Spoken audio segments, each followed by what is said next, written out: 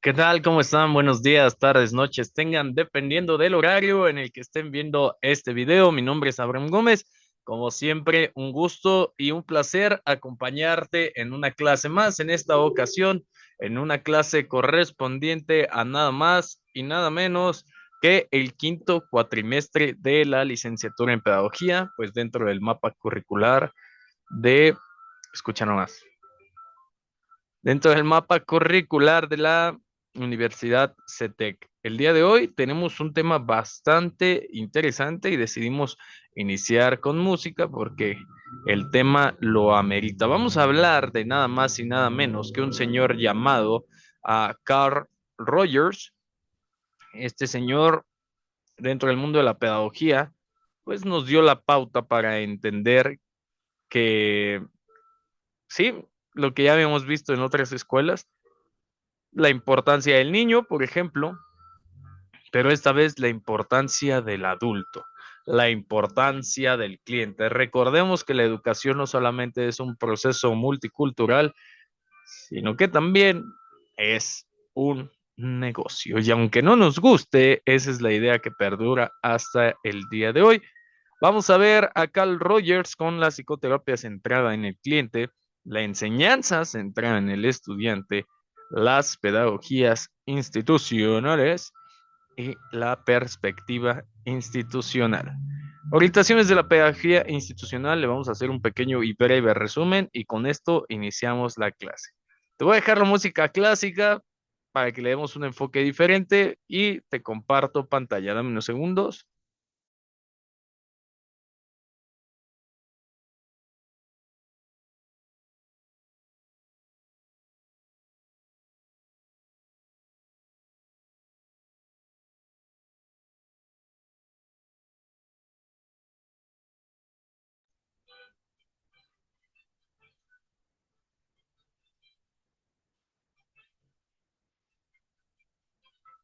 Sean bienvenidos a un tema más del tema número 2, Carl Rogers, la psicoterapia centrada en el cliente.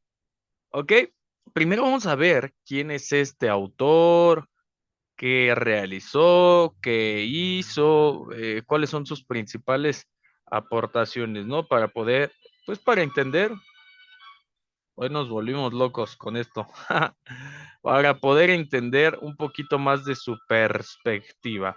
Ok, esto ya dejó de ser una clase desde el momento en el que iniciamos a poner música y vamos a estar aquí alternando una cosa con la otra para que entiendas un poquito más este enfoque. Ok, bienvenidos, clase número 2. Vamos a iniciar con Carl Rogers, que no es el mismo, no es el papá de Carl Jr. Ok, nacido en el año de 1902, fallecido en 1987. Estamos hablando de un autor del siglo XX, uno de los más relevantes, uno de los más importantes, psicólogo estadounidense, clave, ojo con lo que te voy a decir, en el desarrollo de la psicología humanista. Conocido por su enfoque centrado en la persona. Esto anótalo y anótalo ya. Carl Rogers es conocido por su enfoque centrado en la persona. Te lo voy a subrayar aquí. Dame un segundito.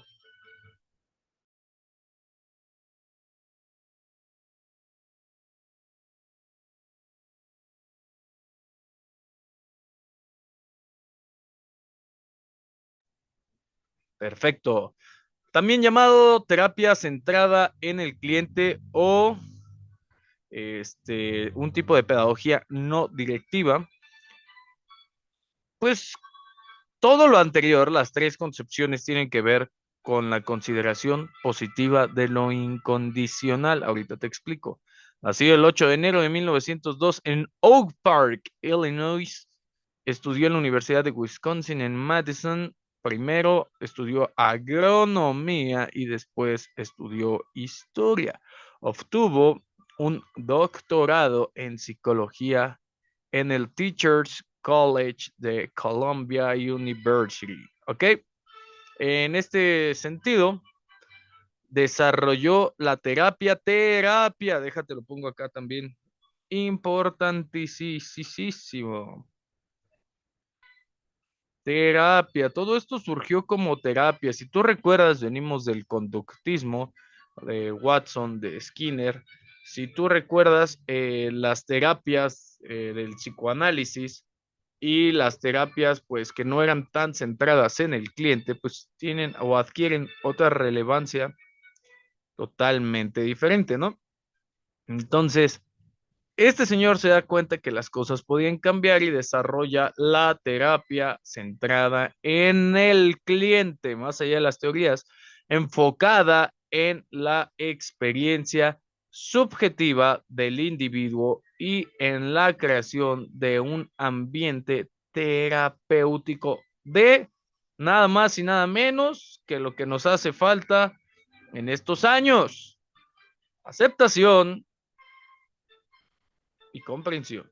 Mira qué épico se escuchó con la música de fondo. Pionero en la investigación clínica en psicología, especialmente en la psicoterapia, murió el 4 de febrero, anótale ahora sí como dato oficial, 4 de febrero de 1987 en San Diego, California. Ok, ¿qué vamos a hacer? Quiero que pongan muchísima atención porque te voy a poner, pues quiero que revisemos un enlace con respecto a pues todo lo anterior. Vamos a hacer un pequeño estudio. Y después quiero que veamos un video. Te voy a compartir el link para que lo puedas descargar. Yo sé que de repente te cuesta trabajo decir, bueno, ¿y dónde busco esto? ¿O dónde me pareció interesante? ¿Dónde lo puedo encontrar? No te preocupes. Keep calm. Y copia este enlace. Dame un segundo mientras yo lo abro. Y tuve copiando el link porque es un tema bastante interesante. No quiero que nada más me escuches leer. Ya sé que te gusta cómo leo, pero tranquilo, tranquila.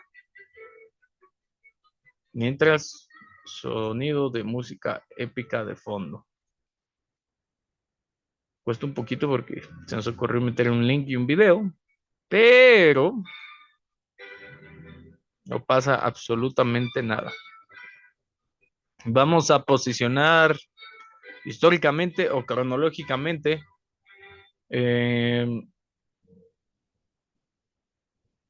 Parece ser que ya.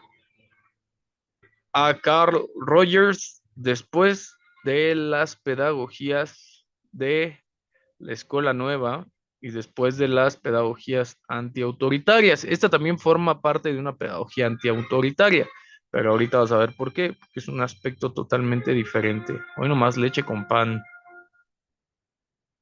Suena leche con pan de fondo. Dame un segundito.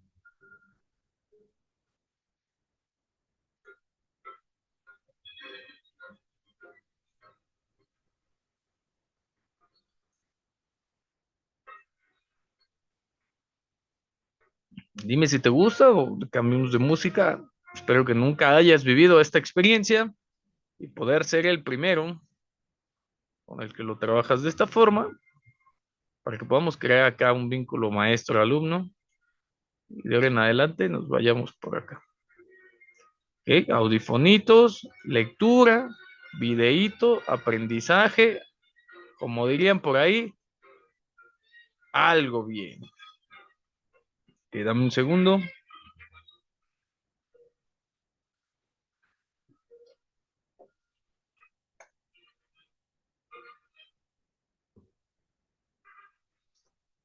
Leche con pan.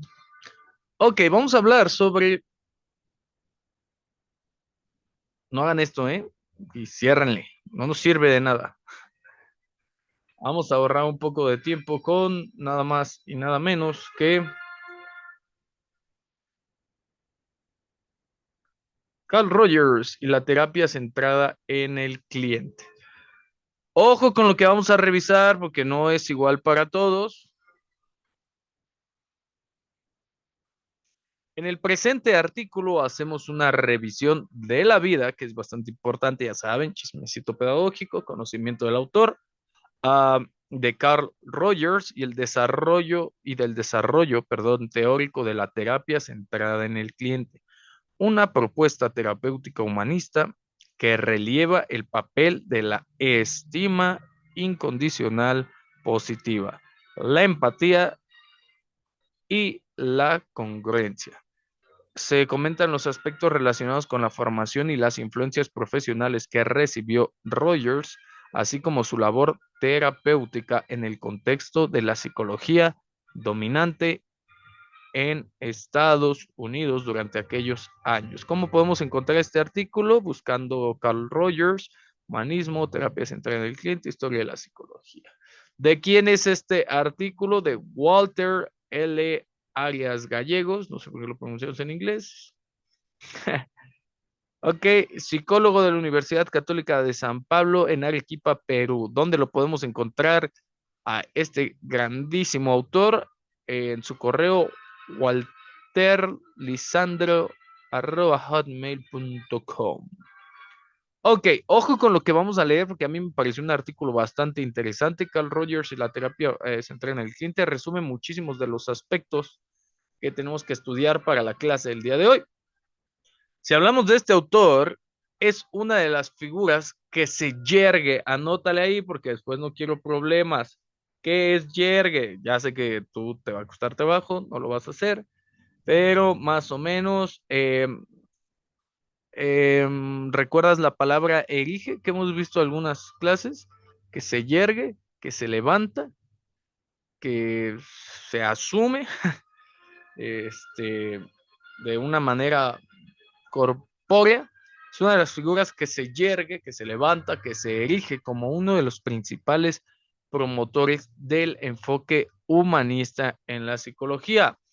Enfoque que plantea que el hombre es un ser esencialmente bueno y que busca su felicidad y su autorrealización. Si recordamos, en este caso, en Pedagogía Comparada, algunos otros autores, pues podemos decir que está a la par pues, de Rousseau, que está a la par de, bueno, ya de entrada, este enfoque de la psicología lo pone en la misma mesa, pues, busca la felicidad y la autorrealización. Por eso es que entran en el tipo de pedagogías antiautoritarias que solamente buscan dotar de contenidos, ¿no? Llenar de información a las personas.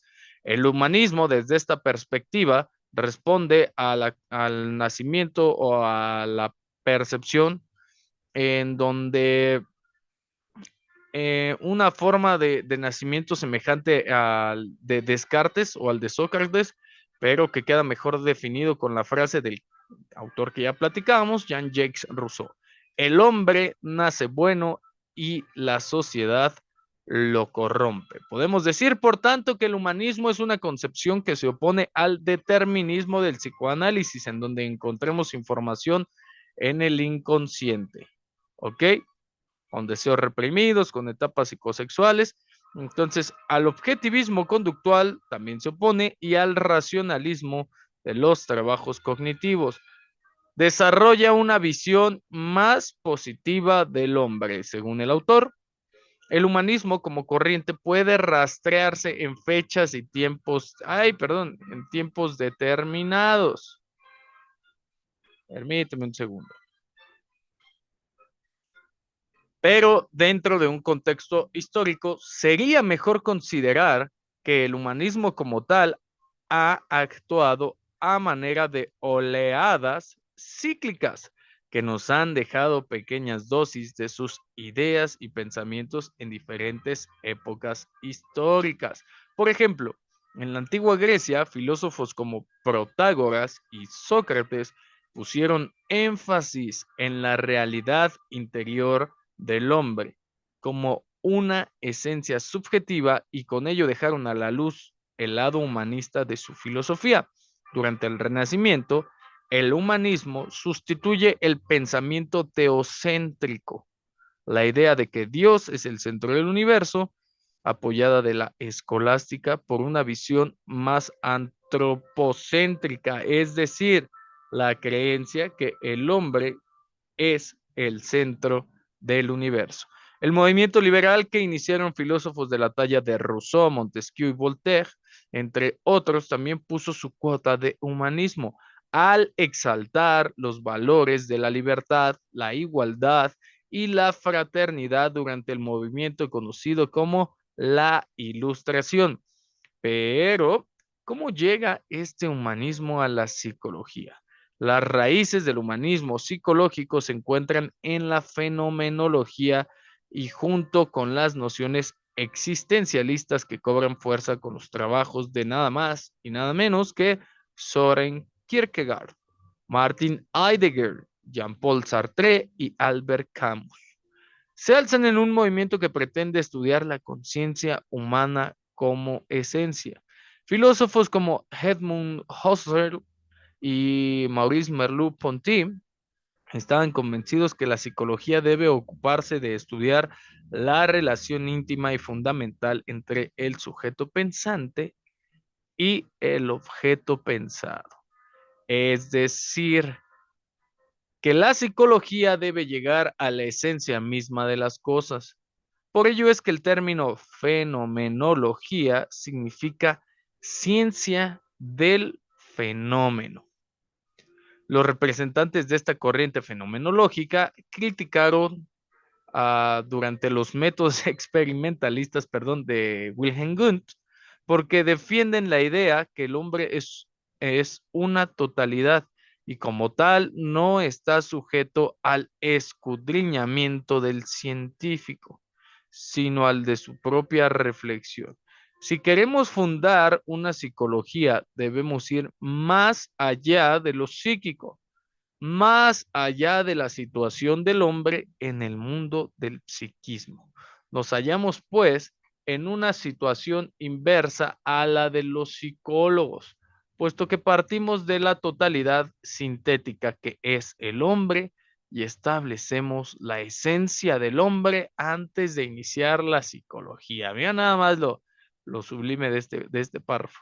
Tanto los filósofos como los psicólogos han seguido los enfoques fenomenológicos, con perspectivas muy diversas, como las teorías de la Gestalt, el existencialismo y el humanismo. En todas ellas, la filosofía y la psicología se confunden en el famoso dilema planteado por Heidegger, de que la existencia, repito, la existencia precede a la esencia. Por tanto, lo que somos realmente es lo importante. Determina lo que hacemos, cómo lo hacemos, para qué lo hacemos y de qué modo existimos.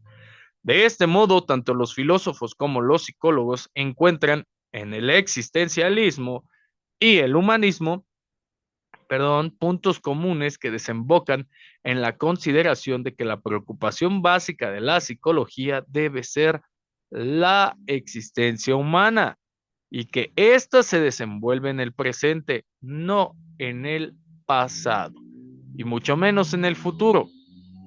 Consecuentemente, entienden que la realidad humana es siempre el producto de las percepciones únicas del mundo de una persona particular y que los hombres tienen la capacidad de hacer sus propias elecciones en función de la construcción de ese mundo íntimo y único para cada persona.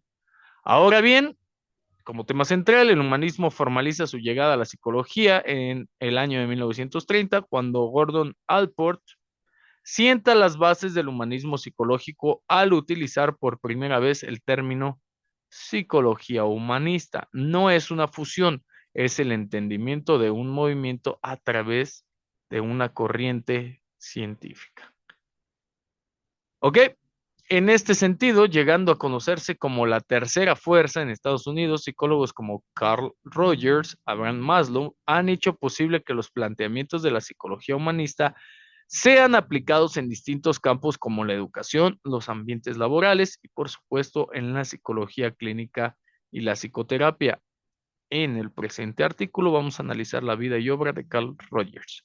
Ok, quiero que entendamos una cosa que para mí ya es una frase común en el estudio de la historia de la educación y en el estudio de la historia de la psicología y la pedagogía. Recordemos que antes de todo esto no existía el término psicología humanista y que todo lo que realiza este autor parte de su historia de vida, por supuesto, pero también parte de la carencia de. No existía, no se realizaba y conforme lo va planteando el autor es que va sucediendo y va teniendo un alto impacto en los terrenos científicos. Carl Ransom Rogers nació el 8 de enero de 1902 en Oak Park, Illinois, en un suburbio de Chicago.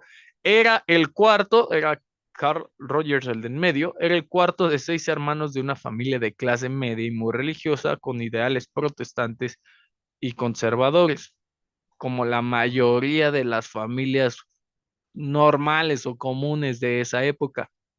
Los padres de Roger se preocuparon en enseñarle la importancia de los valores morales y el amor al trabajo, temas muy ligados al humanismo. Le inculcaron desde pequeño normas de conducta ética muy elevadas y confianza en sí mismo. Durante su niñez fue un niño muy curioso y cariñoso con sus padres.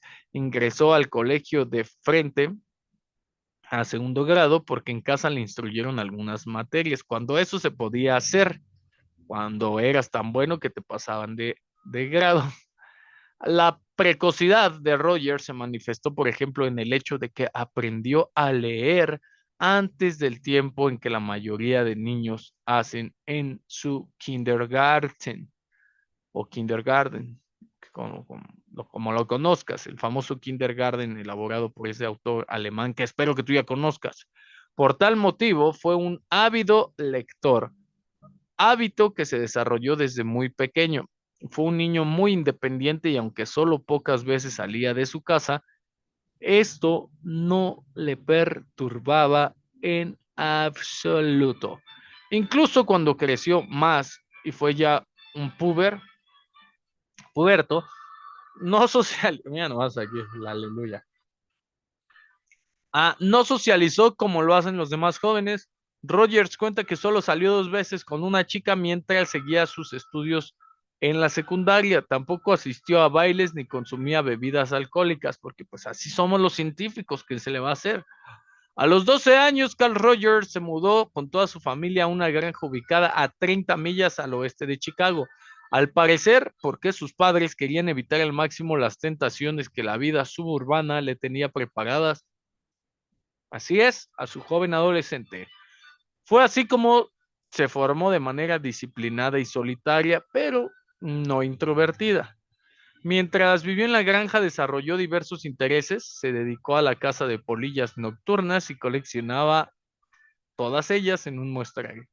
Cuando cumplió 14 años, se interesó por la agricultura, ya vemos que estudió, especialmente por los aspectos técnicos y científicos. Estudió tanto estos temas que a tan corta edad se convirtió en un experto en materia de la experimentación agrícola. Trabajaba mucho en la granja, se encargaba de cuidar animales que criaba, como corderos, cerdos y becerros. Con la trayectoria de haber sido un estudiante brillante, ingresó a la Universidad de Wisconsin, donde pensaba estudiar agricultura. En esa universidad, además, habían seguido sus estudios superiores muchos de sus familiares. O sea, si te pones a pensar, llevaba una vida casi igual a la que tú llevas. Se inclinó por la vida espiritual y decidió ser ministro protestante. Este cambio se debió a que durante su primer año de estudios en la Universidad de Wisconsin viajó por un lapso de 6 meses a China para participar en una reunión organizada por la Federación Mundial de Estudiantes Cristianos. A su regreso a América, se empezaba a notar su atracción por la vida religiosa y cuando cursaba su segundo año, estuvo completamente convencido que quería ser sacerdote. Se graduó en 1924, se casó con Helen Elliot y se mudó a la ciudad de Nueva York para iniciar su preparación como ministro en el Seminario Teológico Unión. Es aquí donde el pensamiento de Rogers se mueve hacia las formas más liberales del cristianismo y empieza a analizar todo lo anterior, su formación teológica con sentido crítico. Las creencias conservadoras de sus padres, que obviamente pues, le habían permeado a lo largo de su infancia y adolescencia. Sin duda es un momento difícil de la vida de Rogers, ya que no debió ser grato para sus padres escuchar sus críticas y de hecho algunos exabruptos con su familia le fueron alejando un poco de la religión. Se sabe que sus padres no aceptaron su unión con Helen Elliot porque consideraban que era una mala influencia para su hijo. Pero eso pasa absolutamente en todas las casas en donde entra la historia. Otro aspecto que también influyó mucho en su alejamiento de la religión fue su participación en varias conferencias que se dictaron en la YMCA, que no es una canción, bueno, sí es una canción de Village People, pero es una universidad con bastante reconocimiento para esta época y en la actualidad. Poco a poco se fue dando cuenta que sus ideas no eran compatibles con el pensamiento que adopta un hombre de fe. De modo que durante casi 2 años, Rogers estuvo reflexionando hasta considerarse un futuro en la psicología. En el año de 1925 se inscribió en el Colegio de Profesores de la Universidad de Columbia. Tuvo sus primeros contactos con la psicología por medio de la filosofía de la praxis de John Dewey. Para cuando empezó sus estudios en el colegio de profesores, se encontraba muy en desacuerdo con el sentido impositivo y autoritario de cómo conducen los hombres a sus semejantes en los diferentes ámbitos como la familia, la escuela, el trabajo y hasta con lo que respecta a la religión. Recuerden que su formación inicial en la fe, en la persona, en la primera infancia fue de tipo protestante. Prefería que sea el hombre mismo el que decida por cuáles ideas inclinarse, qué valores adoptar y qué acciones seguir, de acuerdo con Bersin y Nietzsche en el año de 1995. Esta afirmación es correcta, ¿no? Por esta razón, el enfoque progresista de Dewey le atrae mucho, ya que la educación progresista está a favor del crecimiento personal del alumno y desarrolla materiales y estrategias necesarios que se ajusten a las condiciones de los estudiantes. En este sentido, uno de los aspectos que más influyeron en Carl Rogers fueron los métodos no directivos. Anótale, métodos no directivos de enseñanza que proponían los filósofos y educadores progresistas, como que ya vimos John Dewey. Animado por este enfoque, Rogers inicia su entrenamiento en terapia infantil en la Universidad de Columbia y durante un año estuvo trabajando bajo la dirección de Letta Hollingsworth, para luego hacer su internado en el Instituto para la Guía Infantil de Nueva York. Mientras más experiencia ganaba, se convencía a sí mismo que la relación del terapeuta y su paciente debe ser horizontal y en la misma línea, desechando toda imagen de autoridad que pudiera proyectar al terapeuta. Eso es importante, ¿eh? Porque si tú vas a terapia psicológica y tienes un tipo de terapia humanista, dale gracias a este señor y su formación. En 1931, Rogers recibe su doctorado y empieza a trabajar en el Centro de Asesoría de Rochester, donde deja sentir su incomodidad con los métodos psiquiátricos imperantes de aquel entonces. Dirigió sus esfuerzos para conseguir que los psicoterapeutas tuvieran los mismos privilegios que los psiquiatras, ya que en esos años, como ahora en algunos lugares de nuestro país, los psiquiatras eran los profesionales que tomaban las decisiones con respecto al manejo de los pacientes y la labor del psicólogo se veía limitada solamente a hacer lo que ordenaba el psiquiatra. Fíjate, si eso pasa en Perú, imagínate, estamos hablando del 2015, ¿qué pasará en México? Esta situación le generó más de un altercado con los psiquiatras, pero consiguió que los psicólogos obtengan mayor responsabilidad administrativa sobre la psicoterapia de sus pacientes. Para el año de 1939, fecha en que es nombrado director, se desató una campaña vigorosa, fuerte y entusiasta para sacarle del centro de orientación infantil, porque a los médicos de dicho nosocomio les parecía que un psicólogo no estaba preparado para emprender tales acciones administrativas. Casual con psicólogos y pedagogos. Hoy, felizmente, al menos en los países más desarrollados, los psicólogos pueden ocupar cargos directivos en instituciones de salud mental, tales como hospitales, clínicas o centros de salud mental. De nada, dice Carl Rogers. Ahora, vamos a abordar esta perspectiva de la terapia centrada en el cliente. Quiero que pongas, pero muchísima atención, ¿eh? Cabe mencionar que en un principio Rogers se acogió a los métodos psicoanalíticos ortodoxos para tratar a sus pacientes. Específicamente siguió el enfoque de William Haley. Changos mangos. Dame un segundo.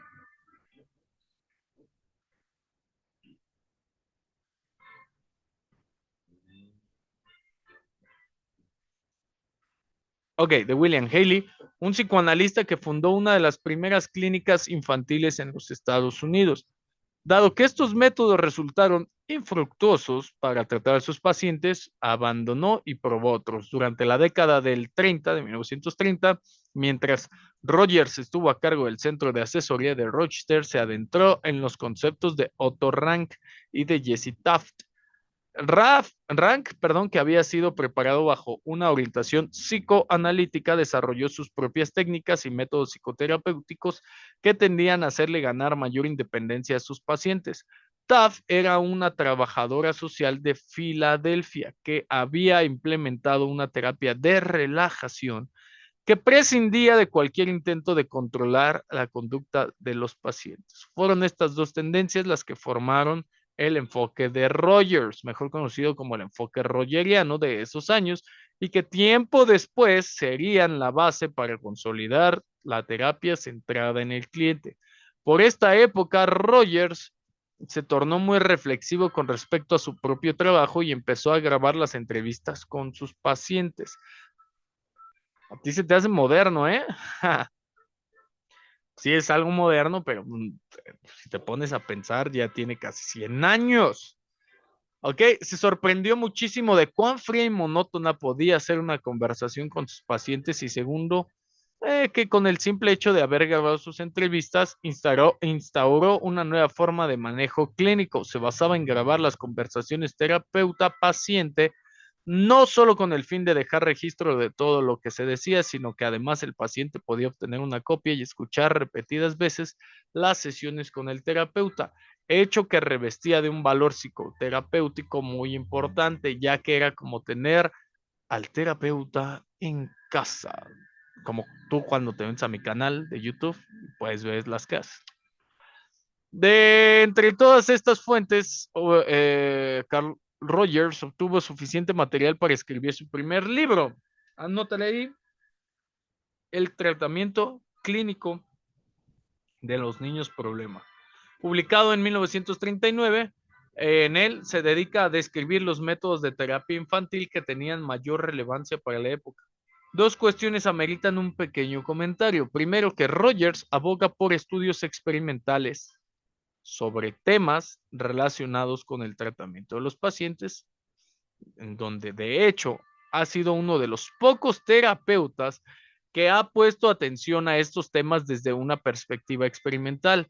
En segundo lugar, plantea que es el propio paciente quien dentro de un contexto de interinfluencia con el terapeuta conoce mejor sus problemas, lo que le lastima y lo que le ayudaría a solucionar conflictos. Ojo con esta parte, ahorita que lleguemos a la terapia, a la educación centrada en el en el estudiante. Anótale aquí. La terapia consiste básicamente en, cambia la palabra terapia, la sesión.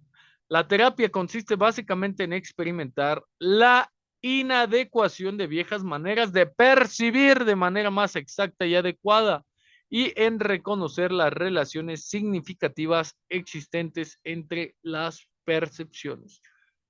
En un sentido preciso y significativo, la terapia es el diagnóstico y este es un proceso que se desarrolla en la experiencia del cliente más que en el intelecto del clínico.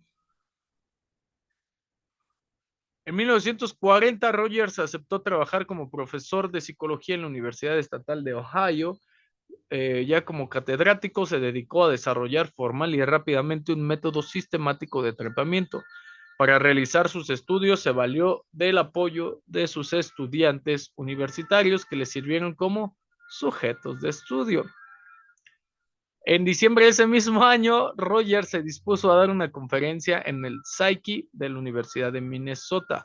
En esta conferencia, Rogers cambia el término de terapia relacional que usó en su libro por el de terapia no directiva. El método no directivo, anótale, de Rogers implicaba confiar más en el paciente para guiarle hacia la salud mental y el crecimiento personal. También se centraba en el aquí y el ahora.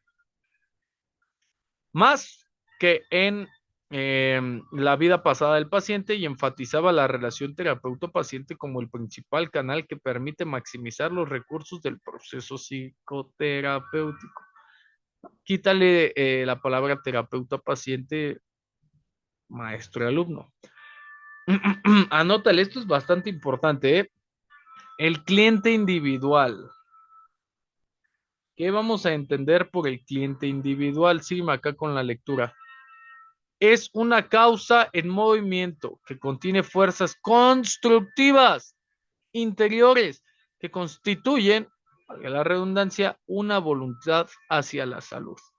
Ahí podremos entender frases como el de no va a cambiar si no quiere cambiar. El remedio es el terapeuta como ser humano, no su habilidad técnica o sus conocimientos. La espontaneidad y la individualidad de la terapia vívida en el presente llevan al paciente hacia la salud. ¿Ok? De acuerdo con Bernstein y Nitzel. Pero después de este evento, Rogers ganó muchos seguidores y también muchos detractores, obviamente, como cualquier famoso, ¿no? Pero por sobre todo ganó la atención de los especialistas en terapia. Sus ideas poco a poco se hicieron más conocidas. Esta situación de controversia es la que estimuló el trabajo de Rogers, quien se dedicó a pulir sus planteamientos. Así, para el año de 1942, publicó un resumen sobre sus propuestas de la terapia no directiva bajo el título de Counseling and Psychotherapy, consejería y psicoterapia. Estaba cada vez más a favor de que la psicoterapia debiera ser un proceso libre para el crecimiento. Las ideas de Rogers toman como eje central el concepto, de estimación positiva incondicional. ¿Qué espero estés anotando? No se refiere sino al hecho de que el terapeuta debe brindarle comprensión, apoyo y estimación al paciente, en lugar de darle críticas, sermones y reprobación. Repito, estimación positiva incondicional. El terapeuta debe brindarle comprensión, apoyo y estimación al paciente. Argumentaba también que el hombre enferma justamente cuando se detiene su crecimiento, ya que para el autor el hombre busca en todo momento su autorrealización. Este enfermar del que nos habla Rogers contiene, empero, varios elementos que se entrelazan unos con otros. Pero la estimación positiva incondicional es un elemento crucial, pero también lo es la empatía. Apunta con este concepto a la necesidad de ponerse en el lugar del paciente para poder entenderle. Aunque la experiencia del paciente es en esencia subjetiva, el clínico debe intentar en todo momento abrirse al paciente para guiarle en el proceso de autoexploración terapéutica. Ha sido evidente tanto por nuestra experiencia clínica como por nuestra investigación que cuando el consejero percibe y acepta al cliente tal cual es, cuando deja de lado toda evaluación y entra en el marco de referencia perceptual del mismo, lo libera para que explore nuevamente su vida y su experiencia. Lo libera para percibir en esa experiencia nuevos significados y nuevas metas. Finalmente, la congruencia es el tercer elemento que contribuye a la mejoría o deterioro del paciente.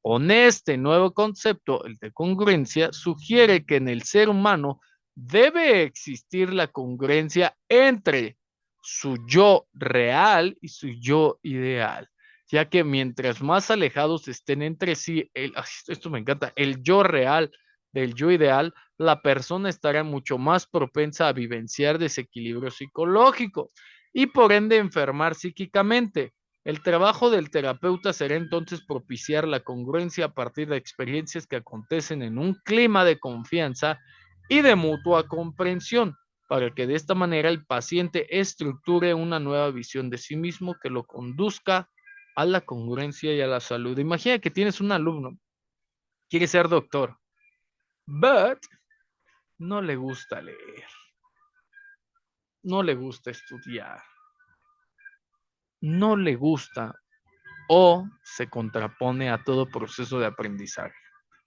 Hablando del yo real y el yo ideal. Nada más para que veas cómo la psicoterapia centrada en el cliente o este tipo de pedagogía no directiva adquiere mayor relevancia. No es como de qué hago, no sé qué hacer. Claro que sabes qué hacer. Ya fuiste a la universidad y ya te enseñé lo que es la estimación positiva incondicional. ¿Ok? Vamos a dotarlo de congruencia a esta persona. A medida que transcurre el proceso, se va construyendo una configuración del sí mismo, sí, del sí mismo nuevo y revisada.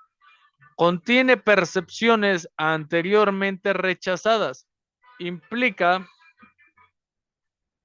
ok, implica una reorganización de los valores reconociendo claramente la propia experiencia del organismo como fuente de datos para las evaluaciones.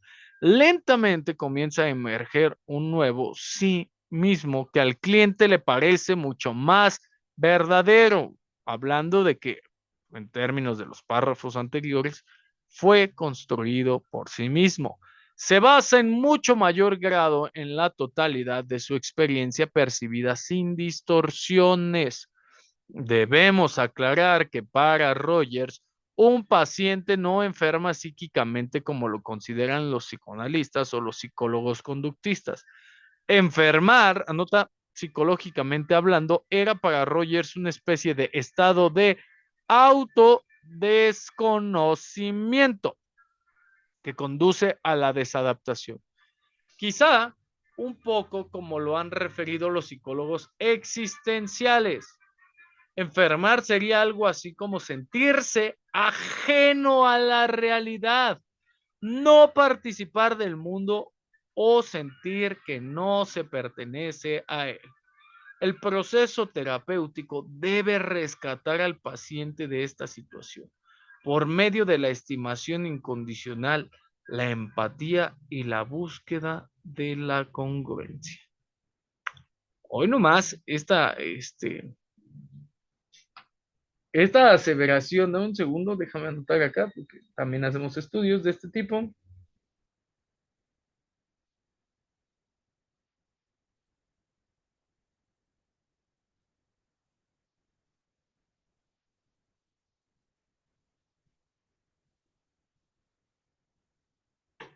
Ok. Um, dame un segundo, perdón.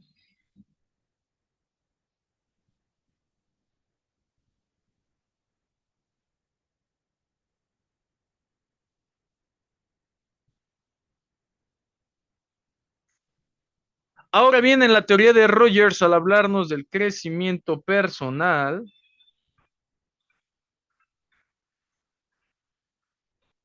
se refiere también al desarrollo de la personalidad. En este sentido, Rogers tenía la idea de que el sí mismo era una parte central del yo. El yo, a su vez, se desenvuelve en un campo lleno de las experiencias vívidas que separan el yo real del yo ideal. Por lo tanto, no interesa en realidad si lo que una persona experimenta es cierto o falso, ya que lo más importante es cómo interpreta una persona particular sus experiencias. En el yo real se ubican los componentes más importantes de la personalidad, como son el autoconcepto y la autoestima que se van construyendo en relación con los procesos antes mencionados de la estimación positiva incondicional, la empatía y la congruencia. Es lógico pensar entonces que dependiendo de cómo se conduzcan estos procesos, el ser humano puede orientarse al crecimiento personal que luego es coronado por el sentimiento de autorrealización, o bien puede tornarse desadaptativo y generar conductas anormales. Para la comprensión de estos procesos de la personalidad, es más fructífero considerar que toda conducta, como el intento significativo del organismo de adaptarse a sí mismo y a su ambiente, que categorizar algunas conductas como anormales o como elementos de entidades, perdón, nosológicas dentro de nuestro cerebro. En 1945, Rogers pasó a trabajar en la Universidad de Chicago, en donde se ocupó de la organización y la ejecución de un centro de asesoramiento para los estudiantes, además de ser profesor en esta universidad. Fungió como secretario ejecutivo del centro de asesoramiento, en el que dejó su sello personal, al luchar por la unidad de esfuerzos y la comunión de intereses entre los psiquiatras y los psicólogos. Claro que para entonces ya era un terapeuta reconocido, de modo que su lucha obtuvo los frutos esperados. Un año después, decide cambiar el nombre de terapia no directiva por el de terapia centrada en el cliente. Así que para 1951 se publica su libro Psicoterapia centrada en el cliente, cuyo título original es el de Client Centered Therapy. Its current practice, implication and theory. En este texto, Rogers no solo expone sus ideas y sus planteamientos teóricos, sino que además con la grata colaboración de Elaine Duff y Nicholas Hobbs y Thomas Gordon, se abordan las aplicaciones de la terapia centrada en el cliente en los ámbitos, anota, laborales y escolares. Se revisan sus aplicaciones en la psicoterapia lúdica y de grupo. El hecho de que Rogers haya decidido cambiarle de nombre a su terapia obedece a la concepción idea de que una persona con alteraciones psicológicas no está enferma. Por lo tanto, no cabría llamarle paciente. No tienes pacientitos en tu proceso de enseñanza-aprendizaje. Una persona que acude al psicólogo acude como ante cualquier otro profesional para requerirle sus servicios, lo que le pone en situación de cliente, no de paciente, no de enfermo. Acotando con la visión anterior de Rogers, este pensaba que el diagnóstico clínico encasilla a una persona en una etiqueta, que esta situación convence al paciente de que en realidad está enfermo. Cuando tú vas por la vida diciéndole a un niño normal, común, tal vez corriente, que tiene hiperactividad, que es hiperactivo. O en el peor de los casos, que es imperativo, que es imperativo. ¿Te das cuenta? De ahí que Rogers veía, si ya te diste cuenta, anótalo ahí porque tal vez lo platiquemos en clase, porque a veces ni siquiera tenemos claro el concepto de lo que queremos decir.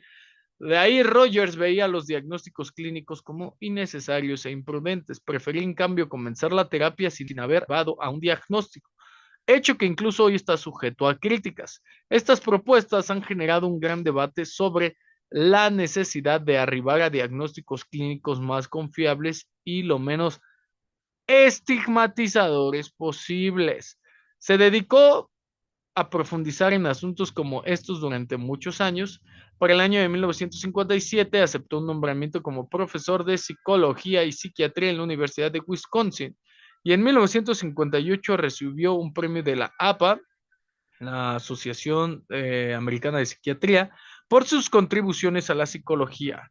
3 años más tarde se hizo miembro del Instituto Occidental de Ciencias Conductuales para poco tiempo después fundar su propio centro de estudios de la persona en California. En esta etapa de su vida, decide nuevamente cambiar de nombre de la terapia centrada en el cliente por el de terapia centrada en la persona. Mira cómo todo va fundamentado. Creía que el término persona era más amplio y holístico que el de cliente. Seguirían también una serie de publicaciones importantes como On Becoming a Person, convirtiéndome en una persona, el proceso de convertirse en una persona, publicado en 1961, donde expone detalladamente el proceso mediante el cual a las personas que se les permite madurar se sienten autorrealizadas para funcionar a través del despliegue de todo su potencial humano. La estimación positiva incondicional sería pues la condición ambiental que favorece esta maduración. Al igual que Alport, el autor, Rogers piensa que las personas maduras son aquellas que tienen la capacidad de diferenciar entre su yo real de su yo ideal, adquiriendo mayor objetividad y menos sesgo entre una y otra, y congruencia sobre todo. Es por ello que han logrado autorrealizarse. Las personas o los alumnos o los clientes, no los pacientes, que están conscientes de lo que son, pero de lo que pueden llegar a ser, son los que más rápido se autorrealizan.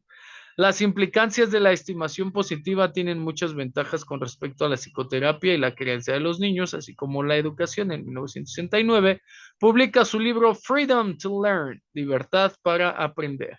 En 1980, Libertad y Creatividad en la Educación, libros en los que se muestra, anótale ahí, la aplicación de la teoría rogeriana a la educación.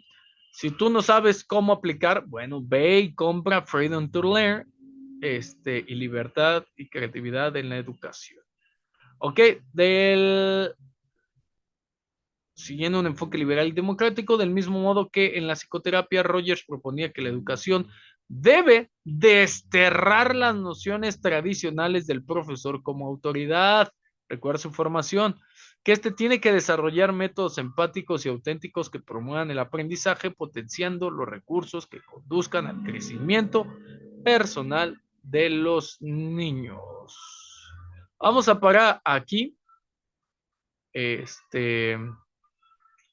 porque quiero que veas este video para que lo relaciones. Vamos haciendo de esto un aprendizaje más significativo. Dame un segundito.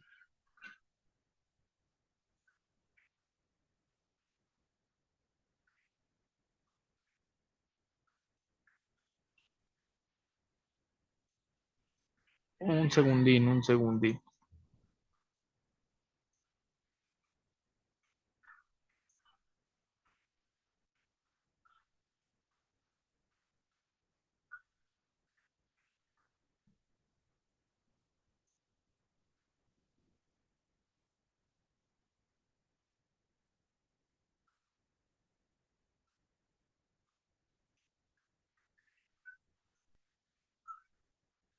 Dame un segundo, te comparto acá.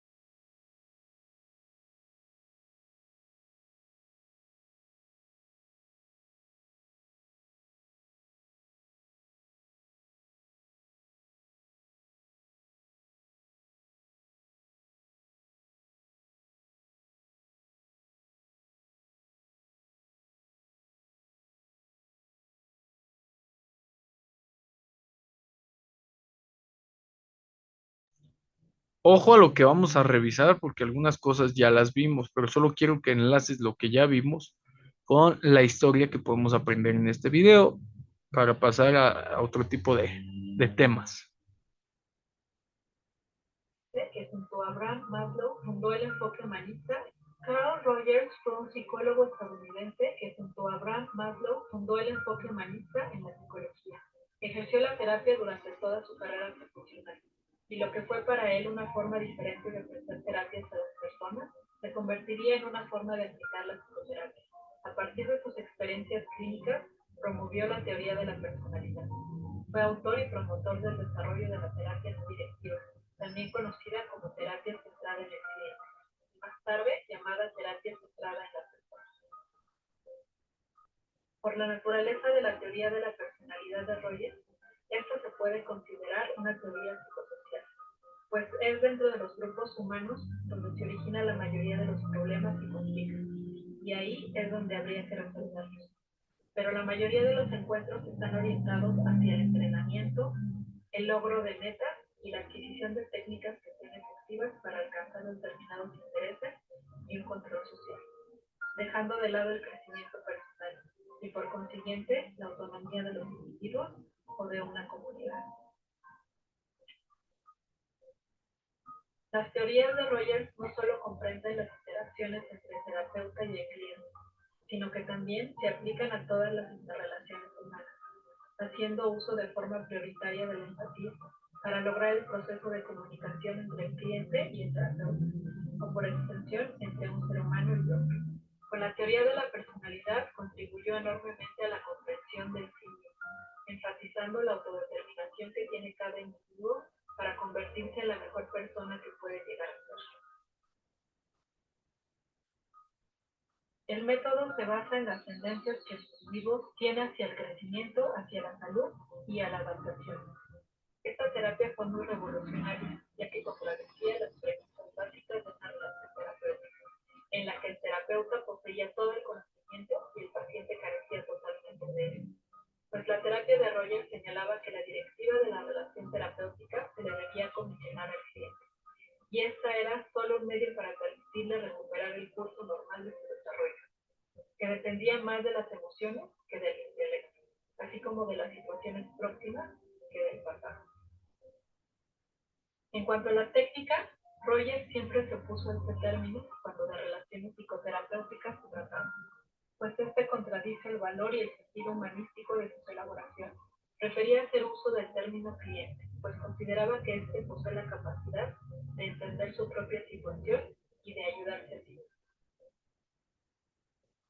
En las actitudes del terapeuta está dada la relación terapeuta-paciente, en donde la calidad de este encuentro interpersonal está por encima de una sobresaliente o no formación profesional, en la que se le otorga prioridad a determinados elementos que forman parte de la actitud del terapeuta para generar una relación auténtica, que logre promover el desarrollo y el crecimiento personal, la congruencia, la empatía y la consideración positiva incondicional.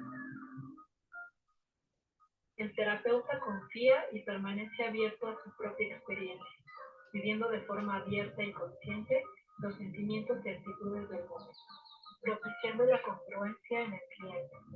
Rogers sugiere que en el ser humano debe existir la congruencia entre su yo real y su yo ideal, ya que mientras más alejados estén entre ellos, la persona tenderá a presentar desequilibrios psicológicos y a enfermar.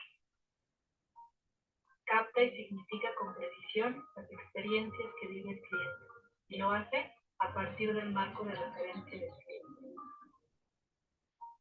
El terapeuta no desea controlar o dirigir, sino que muestra aprecio no positivo y sin juicio crítico. Estos tres elementos son utilizados para guiar al cliente en el proceso de autoexploración terapéutica. Ha sido evidente, tanto por nuestra experiencia clínica como por nuestra investigación, que cuando el consejero cuando deja de lado toda evaluación y entra en el marco de referencia perceptual del mismo, lo libera para que explore nuevamente su vida y sus experiencias.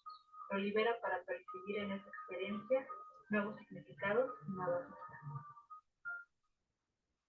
Actualmente encontramos que el counseling tiene su formación formación profesional en la psicoterapia centrada en el cliente. Este consiste en un asesoramiento psicológico que mantiene la relación de ayuda entre un profesional y el cliente que desea aprender a manejar sus conflictos de un modo diferente. El counselor ofrece una actitud respetuosa, empática y no juiciosa, creando un clima adecuado para que el cliente logre exponer sus problemas y encontrar los recursos para solucionarlos.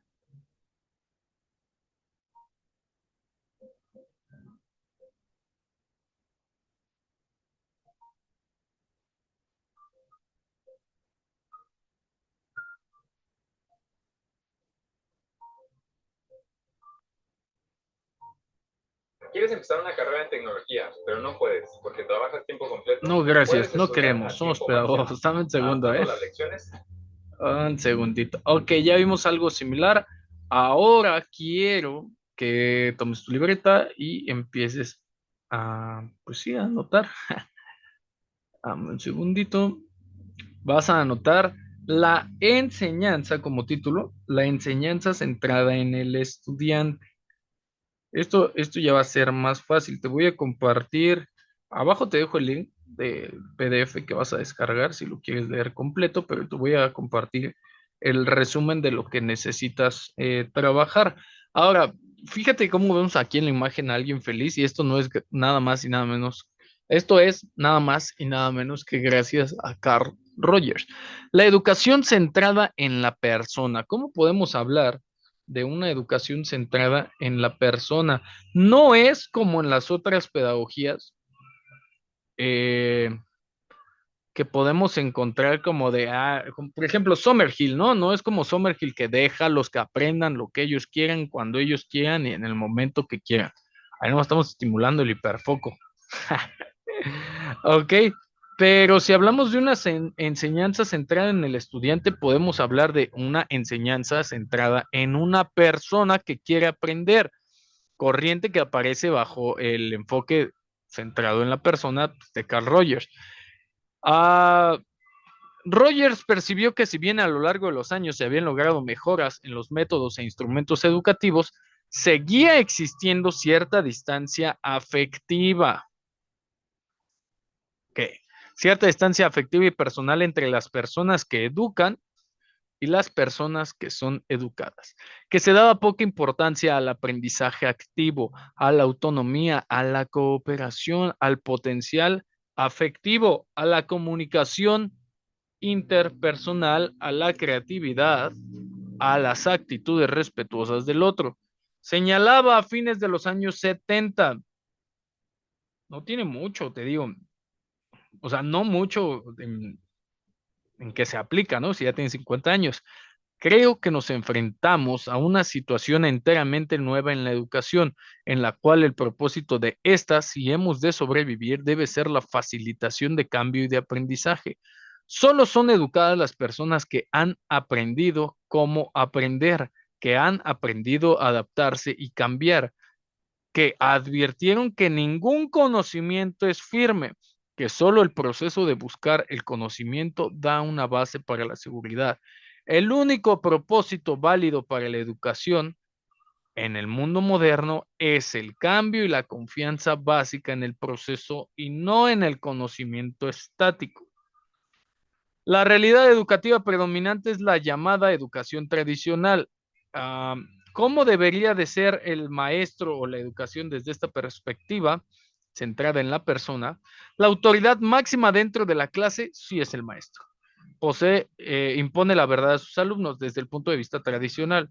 Esta autoridad embiste al maestro de una superioridad que, basada en su edad, experiencia, conocimientos y estatus, deja al alumno en un estado de inferioridad y subordinación.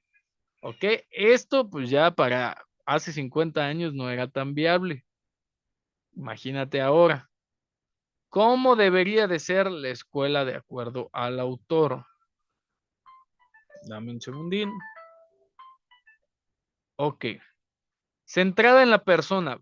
Los objetivos que persigue este tipo de educación son que los estudiantes sean capaces de tener iniciativas propias para la acción, sean capaces, un alumno capaz ya tiene un proceso de enseñanza-aprendizaje, que puedan elegir, que puedan autodirigirse de forma inteligente, que aprendan críticamente, que logren desarrollar su capacidad evaluativa ante las contribuciones de los otros, que adquieran los conocimientos necesarios para la resolución de sus conflictos y sean capaces de adaptarse con flexibilidad e inteligencia a situaciones problemáticas nuevas, que sepan utilizar sus experiencias en forma libre y creadora, capaces de cooperar eficazmente con los demás en las diversas actividades que emprendan, que trabajen no por la aprobación y el reconocimiento social, sino para lograr sus propios objetivos sociales. Psicoterapia centrada en el cliente del año 1966. Ahí te la dejo, quiero que lo leas, quiero que lo revises. Ahora, si hablamos de pedagogías institucionales y educación tradicional, podemos entender lo siguiente. Las pedagogías institucionales, hoy nomás sea rolón. Las pedagogías institucionales buscan reproducir contenidos, buscan reproducir conocimientos, no buscan transformar a las personas que acuden a ellas. Pero existe una frase muy hermosa que dice, no puedes cambiar el sistema a menos que seas parte del sistema. Es ahí en donde tienen vida las pedagogías institucionales como un conjunto de enfoques pedagógicos que buscan transformar las propias instituciones educativas y a partir de ellas la sociedad en general a través de la creación de nuevas formas de organización y relación.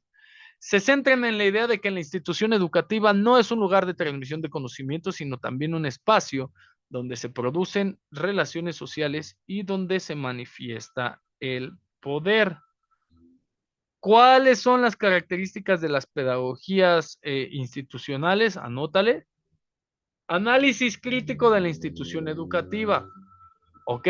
Donde entendemos por qué, cómo y de qué manera se da el poder. Buscan transformar las estructuras para fomentar la participación, autonomía y la creatividad. Énfasis, como diría Josh, en la relación pedagógica. La relación entre el docente y el alumno es fundamental para el aprendizaje. Se promueve una relación más horizontal, como decía Carl Rogers, y dialógica. Importancia, esto es relevantísimo, importancia del contexto social. Se reconoce que la institución educativa no está aislada, sino que forma parte de un contexto social más amplio. Busca que la educación tenga en cuenta las necesidades y problemáticas de ese contexto. Y fomento de la autogestión, en donde el estudiante toma un protagonismo, se vuelve activo, se vuelve partícipe de su propio aprendizaje y aprende a tomar decisiones sobre su formación, participa en la organización de la vida escolar. Ahora, todo esto nos lleva a la última parte, que es desarrollo de la autonomía y responsabilidad, en donde los alumnos son conscientes y partícipes de las actividades de la escuela, se permiten tomar decisiones, asumir responsabilidades y actuar de manera autónoma, no solo en la escuela, sino en todas las etapas de su vida. Ahora, vamos a analizar la perspectiva de esta institución y las orientaciones de la pedagogía institucional. Espero que hayas disfrutado la clase tanto como un servidor. Espero que la musiquita te haya gustado y nos vemos ahorita en la clase en vivo. Mi nombre es Abraham Gómez y como siempre un gusto y un placer acompañarte en una clase.